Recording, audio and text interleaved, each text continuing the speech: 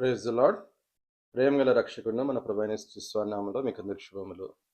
ఈ దినం మనము హెబ్రీ పత్రిక 13వ అధ్యాయం 15వ వచనం ధ్యానించాము. కాబట్టి ఆయన ద్వారా మనము దేవునికి ఎల్లప్పుడూ స్తుతి యాగము చేయుదుము, అనగా ఆయన నామమును ఒప్పుకొనుచు జీవఫలమును అర్పించుదుము.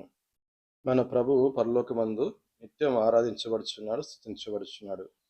అయితే భూమి మీద యేసు ప్రభు వారి రక్తములో విమోచించబడిన మనం, ఆయన గొప్ప బలియాగం ద్వారా రక్షణలోనికి వచ్చిన మనము ప్రభువుని ఎల్లప్పుడూ స్తుతించవలెను.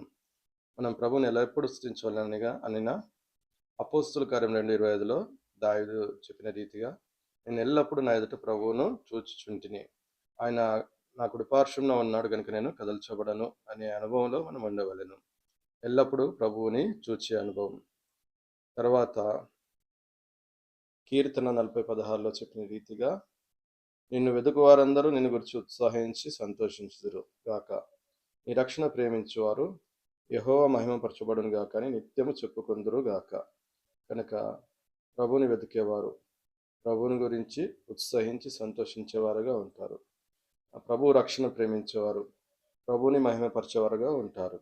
మన జీవితంలో కూడా దినదినము ప్రభుని వెతుకుటకు, అలాగే ప్రభు యొక్క రక్షణ ప్రేమించేవారుగా మనము ఉన్నట్లయితే మనం కూడా ఈ వాక్యము చెప్పిన రీతిగా ఎల్లప్పుడూ మనము ప్రభువుని స్తుతించేవారుగా, మన జీవఫలము ఆయన నామమును ఒప్పుకొనుచు ఆయనకు అర్పించేవారంగా ఉందుము. హెబ్రీ పత్రిక 2వ అధ్యాయం 3వ వచనము, ప్రభువు గొప్ప రక్షణ మనకు అనుగ్రహించున్నాడు అనే సత్యాన్ని మనకు తెలుపుచున్నది. యేసుక్రీస్తు ప్రభువారు మన కొరకు దేవుని మహిమ యొక్క తేజస్సు తత్వము మూర్తిమంతం అయ్యున్నవాడు, మహత్తుగల మాట చేత సమస్తం నిర్వహించిన దేవుడు మన కొరకు ఈ లోకానికి శరీరధారిగా వచ్చాను. ఆయన శిలలో మరణించి సమాధి చేయబడి తిరిగి లేచుడు ద్వారా పాపము విషయంలో శుద్ధీకరణ చేసి ఆయన పరలోకానికి వెళ్ళి మహామహోన్ దేవుని కుడిపార్శ్వన కూర్చుండి ఉన్నాడు. ఈ సత్యమును హెబ్రీ పత్రిక 1వ అధ్యాయం 4 వచనాలు మనం చూసేద్దాము. కనుక మన పాపముల విషయంలో శుద్ధీకరణం చేయుట కొరకు కలువరిశిలలో క్రీస్తు యేసు ప్రభువారు పరిశుద్ధమైన, నిష్కలంకమైన, నిర్దోషమైన రక్తమును చిందించెను. ఏ మనుషుడు కూడా పరిశుద్ధుడు కాదు. ప్రతి మనుషుడు పాపము చేసి దేవుడిని గురించి మహిమను పొందుకోలేకపోతున్నాడు. పాపం వల్ల జీవితమునకు మరణకు పాత్రుడుగా ఉన్నాడు. పిల్లరా, మనం కూడా ఒకప్పుడు అలాంటి స్థితిలోనే ఉన్నవారం. అయితే యేసు ప్రభువారు మనకు శిలువలో అర్పించుకొని మనల్ని విమోచించెను. కనుక ఆయన మనము ఆరాధించబుద్ధులమయ్యాం, నిత్యం స్తుతించబుద్ధులమయ్యాం. 1 కొరింథీ 15:1-4 వచనాలు ఈ విధంగా రాయబడింది. లేఖనముల ప్రకారము క్రీస్తు మన పాపముల నిమిత్తము మృతి పొందెను, సమాధి చేయబడెను, 3వ దినమున తిరిగి లేచెను. కనుక మన పాపముల కొరకు క్రీస్తు యేసు ప్రభువారు మృతి పొందినారు. మన శిక్ష, పాపం యొక్క శిక్ష మరణము ఆయన శిలువలో భరించినారు. మనల్ని క్షమించి, శుద్ధీకరించి, దేవునితో సమాధానపరిచి, దేవుని యొక్క మహిమను పొందుకోవడానికి ఆయన శిలువ బలియాగం ద్వారా మనల్ని అర్హులుగా చేస్తున్నారు. ఈ కారణాన్ని బట్టి మనం క్రీస్తు యేసు ప్రభువాన్ని నిత్యము ఎల్లప్పుడూ స్తుతించబద్ధులమై ఉన్నాము. తర్వాత హెబ్రీయులకు రాసిన పత్రిక 1వ అధ్యాయంలో రక్షణను స్వాస్థ్యం పొందబోవారు అనే మాటను మనము చూచెదము. కనుక ప్రభు మన పాపమును క్షమించి పరిశుద్ధపరిచి తండ్రితో సమానపరచడం మాత్రమే కాదు, కానీ రక్షించబడిన మన కొరకు స్వాస్థ్యమును ఆయన సిద్ధపరిచి ఉన్నారు. స్వాస్థ్యము అనగా తండ్రి నుంచి పిల్లలు పొందుకునే ఆస్తి. కనుక మనం ఇప్పుడు రక్షణ ద్వారా దేవుని కుమారులుగా, కుమార్తెలుగా చేయబడ్డాం. పరలోకములో మన కొరకు అక్షరమైన, నిర్మలమైన, వాడబారిని స్వాస్థ్యాన్ని యేసు ప్రభు వారి మరణ పునరుద్ధానం వలన మనకు అనుగ్రహించబడినది. పరలోక స్థలంలో అది భద్రపరచబడినది. ఆ స్వాస్థ్యం పొందుకున్నట్టుకు మనం ఇప్పుడు దేవుని శక్తి చేత భద్రపరచబడుచున్నాము. 1 పేతురు 1వ అధ్యాయము 3-7 వచనాల్లో మనము చూడవచ్చును. ఎంత అద్భుతమైన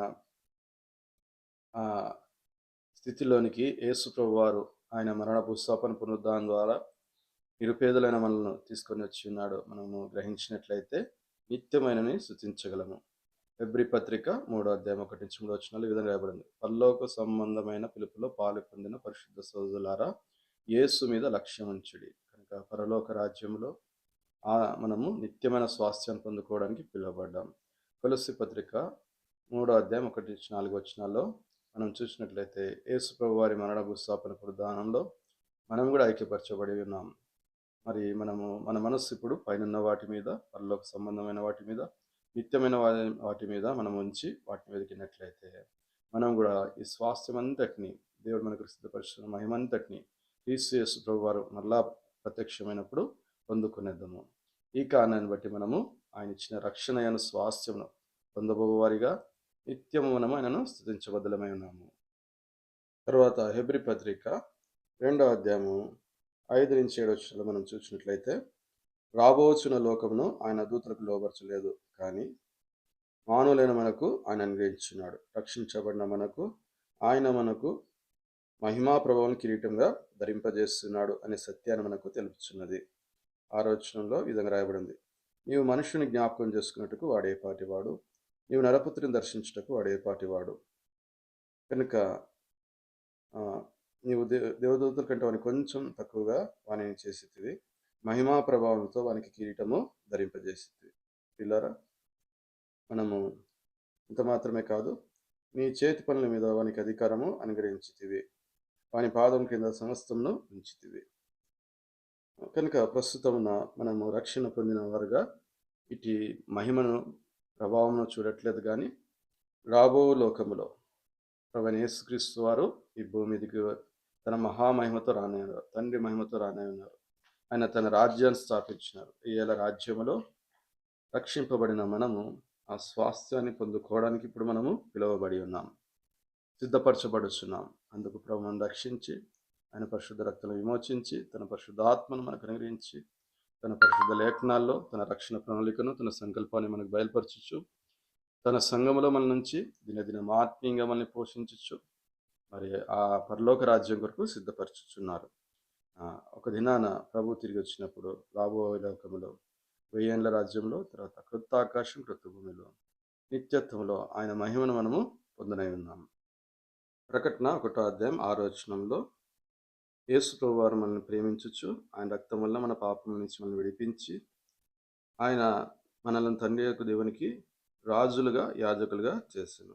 ప్రకటన గ్రంథం 5:9-10 మనము ఈ విషయాలు మరి ఇంత స్పష్టంగా చూడగలము. నీవు వధింపబడిన వాడవై నీ రక్తం ఇచ్చి ప్రతి వంశములోను, ఆయా భాషలు మాట్లాడే వారిలోను, ప్రతి ప్రజల్లోను, ప్రతి జనములోను దేవుని కొరకు మనుషులు కొని మా దేవునికి వారిని ఒక రాజ్యంగాను యాజకులుగాను చేస్తుంది. గనుక వారు భూలోకమందు ఏలుదరని క్రొత్త పాట పాడుతారు. పిల్లరా, ఒక దినాన మనము ఆయన రక్తంలో విమోచించబడిన ప్రజలుగా భూలోకంలో ఏలేదము.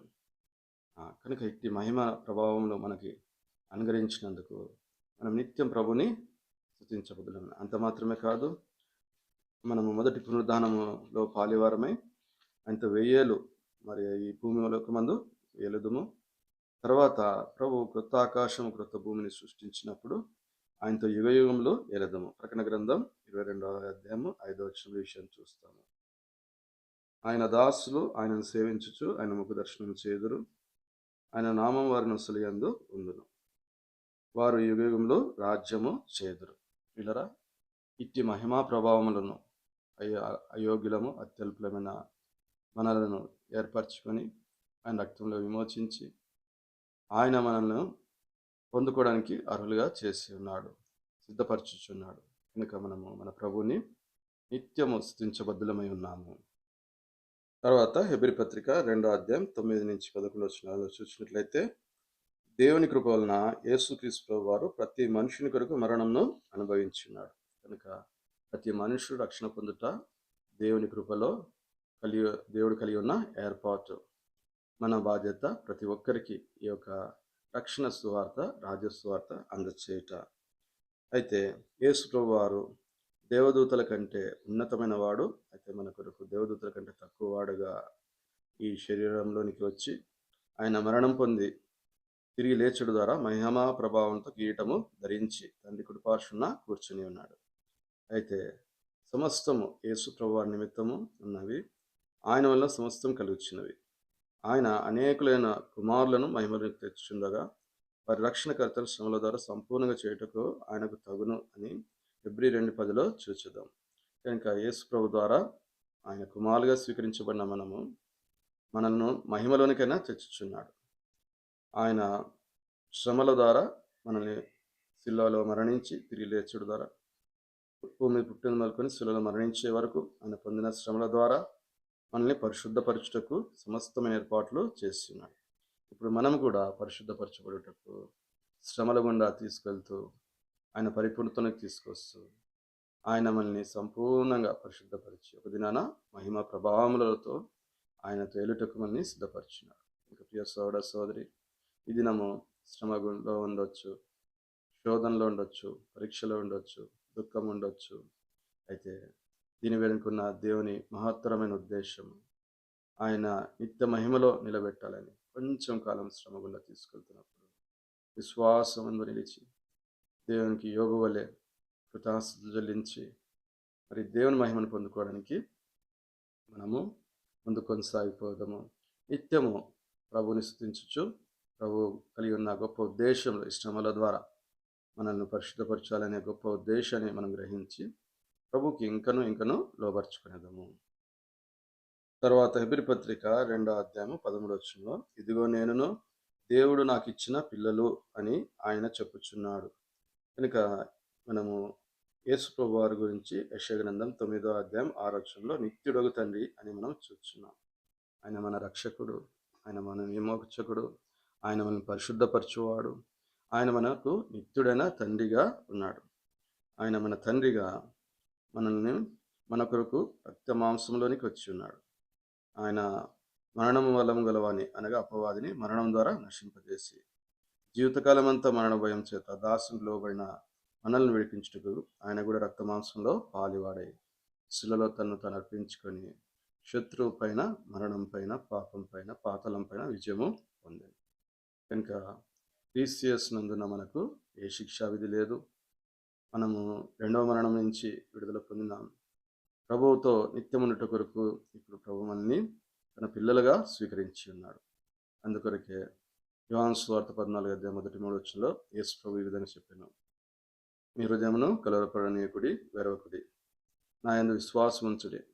నా తండ్రి ఇంట అనేక నివాసములు కలవు. నేను మీకు ఒక స్థలం సిద్ధపరచి వెళ్తున్నాను.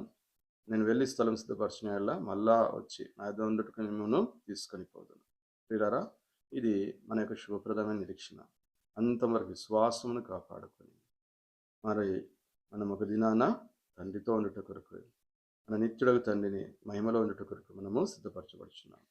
కనుక ఆయన కలిగిన ఉద్దేశంను బట్టి ఆయన పిల్లలుగా మనము ఉన్నాము కాబట్టి ఆయన పిల్లల వలె నడుచుకొనొచ్చు, ఆయన మహిమపరచవలెను. అలాగే దేవుని మహిమకరముగా మనము జీవిస్తూ నిత్యము ఆయన పిల్లలమైన మనము ఆయన స్తుతించవలెను. ఇటు రక్షణ నిరీక్షణలో వచ్చిన ఒక విశ్వాసికి మరణం అంటే భయం ఉండదు, కానీ మరణము లాభము అని చెప్పగలం. పౌలు గారు చెప్పారు ఫిలిప్పీ 1:21, నా మటుకైతే బ్రతుకుట క్రీస్తే, చావైతే లాభము. తర్వాత ఆయన అన్నాడు, నేను వెడలిపోయి క్రీస్తుతో కూడా ఉండాలని ఆశయ ఉన్నది, అది నాకు మరిమేలు అని చెప్పుచున్నాడు. అయితే పిల్లరా, మన జీవితంలో కూడా మరణ భయం వెంటాడుతుందా? రక్షించబడిన నీకు మరి దేవుడు సిద్ధపరిచిన మహిమను గ్రహించినట్లయితే సంతోషంతో బ్రతికిదము, సంతోషంతో మరణించుటకు, ఈ లోకం విడిచి ప్రభుత్వం ఉండటకు మనము సిద్ధపడదాము.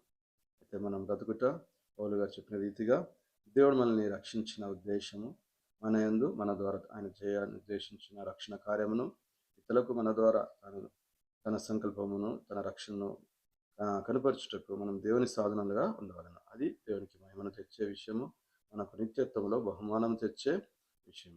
కనుక ఇట్టి ధన్యతను మనకి ఇచ్చినందుకు ప్రభువుకు సాక్షులుగా, ప్రభు పనివారిగా, ప్రభు రక్షణ ఇతరులకు అందించేవారిగా, ఇతరులను ఆత్మీయంగా క్షేమాభివృద్ధిలోనికి ఆయన సంకల్పం నడిపించేవారిగా మనం ఉన్నట్లయితే మనము నిత్యము దేవుని స్తుతించవలెను.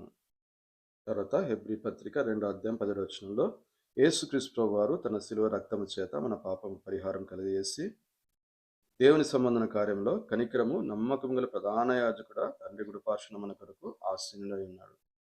మనము రక్షించబడిన తర్వాత పోరాటములో పాపముతో పోరాడుటలో కొన్నిసార్లు బలహీనపడి పడిపోయారు. అయితే మన ప్రభు కనికరం గలవాడు, నమ్మకమైన ప్రధాన యాజకుడు ఉన్నాడు. హెబ్రీ పత్రిక 7వ అధ్యాయం 25-26 వచనాల్లో యేసుక్రీస్తు ప్రభువు ద్వారా దేవుని వద్దకు వచ్చి వారి పక్షమున విజ్ఞాపన చేయుటకు ఆయన నిరంతరము జీవించుచున్నాడు కనుక మనల్ని ఆయన సంపూర్ణంగా రక్షించుటకు శక్తివంతుడై ఉన్నాడు. ఆయన పవిత్రుడు, నిర్దోషి, నిష్కల్మషుడు, పాపలో చేరక ప్రత్యేకంగా ఉన్నవాడు, ఆకాశ మండలం కంటే మిక్కిలి హెచ్చైన వాడై ఇట్టి ప్రధాన యాజకుడుగా మనకున్నాడు. కాబట్టి ఆయన మన బలహీనతలన్నిటిలో మనల్ని ఇట్లా కనికరం చూపించుటకు, మనల్ని బలపరచుటకు నమ్మకమైన వాడు, సరిపోయినవాడు. దానిని బట్టి మనము యేసు ప్రభువారు ఆరాధించవలెను. యేసు ప్రభువారిని మన ప్రధాన యాజకునిగా అనుగ్రహించిన తండ్రి దేవుని మనము నిరంతరము స్తుతించవలెను.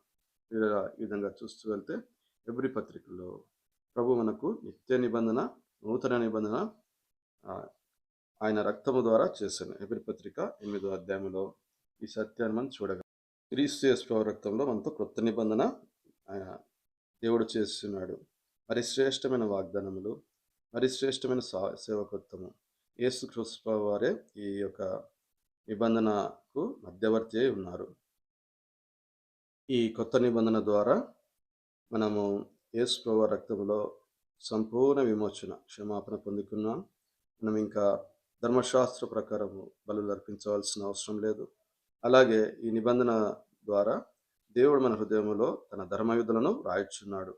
ఆయన మనకు దేవుడై ఉన్నాడు, మనమైన ప్రజలమై ఉన్నాం. తర్వాత ఆయన చిన్నలు మొదలుకొని పెద్దల వరకు అందరూ నన్ను తెలుసుకుందరు అని చెప్పుచున్నాడు.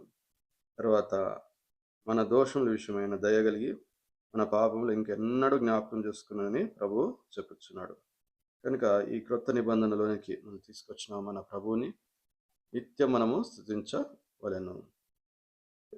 హెబ్రీ పత్రిక 8వ అధ్యాయము 6వ వచనం నుంచి 12వ వచనం వరకు ఈ సత్యములను మనము చూడగలం.